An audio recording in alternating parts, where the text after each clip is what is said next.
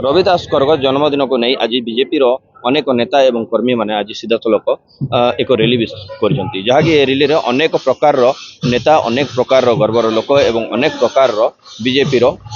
नेता माने एवं कर्मी माने उपस्थित रहिछंती जहाँ तो कहबा जे शहर रो परिक्रमा हेतिला एवं शहर परिक्रमा परे ए जो रवि दासकर जन्म उपलक्षे ए परिक्रमा करथिले आम सहित सीधासलख जदि कहबा नरला रो जो गोटे बीजेपी रो गोटे लीडर अछंती ताको सहित सीधासलख आलोचना करबा तो सर जेहेतु आपण आज गोटे रैली करछंती भव्य रैली जहाँकि अनेक लोक अनेक वर्गर लोक ये रैली सामिल होती कौन कह आज आमर ओडिशा सबु जिला एटा होची आज आम जे संत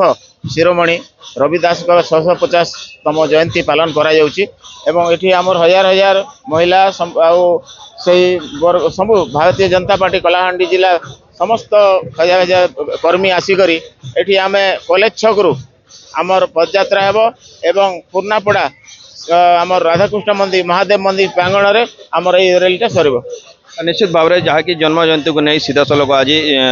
राजरास्त रैली कर रैली रे शह शह संख्यार लोक योगदान करते बेले अनेक कर्मी बीजेपी ये उपस्थित रही आम सहित आउ जन अच्छा जहाँकि बीजेपी गोटे कर्मी अच्छा सहित आलोचना करवा सर जेहेतु आज आप रैली रे अनेक महिला और पुरुष मैंने उपस्थित रही रैली उद्देश्य कौन और ये जन्म जयंती आप कौन कौन पालन कर संत शिरोमणि 650तम जन्मदिन अवसर में आज सारा ओडिशा रे माननीय राज्य सभापति मनमोहन सामलकर आह्वान क्रमे कलाहांडी जिला सभापति श्रीजुक्त जुगल परिषद नेतृत्व में आज कलाहांडी आम यहाँ जेल छक अच्छु संत शिरोमणि जड़े सन्थ थिले से आउर वार्ता को गाँ गाँव में पहुँचापी सारा कलाहांडी जिले में कलश यात्रा मध्यम आम सबू गाँव में सबू पंचायत रे बुलिकी जो बाणीटा थिला ता बाणी को आम प्रचार प्रसार करने भारतीय जनता पार्टी एटाको आगको नहीं आज कलाहांडी जिलार समस्त महिला समस्त बीजेपी कृषक मोर्चा समस्त पार्टी दलीय कार्यकर्ता आज सामिल होती ए कलश को लेकर आम